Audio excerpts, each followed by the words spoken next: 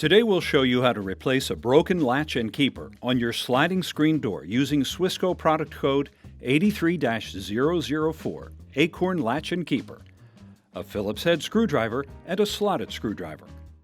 First, remove the latch from the door with a slotted screwdriver.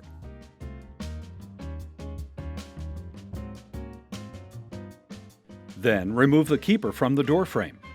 Ours is held in place with hex bolts, which isn't typical, so remove yours however necessary.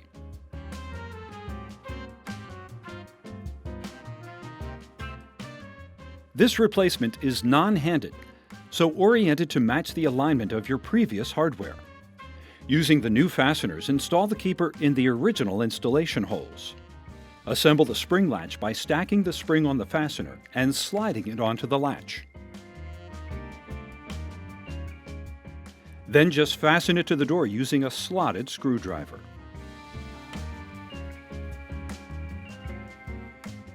Test the latch and keeper for a properly functioning and secure sliding screen door. For this part and more, visit us at Swissco.com.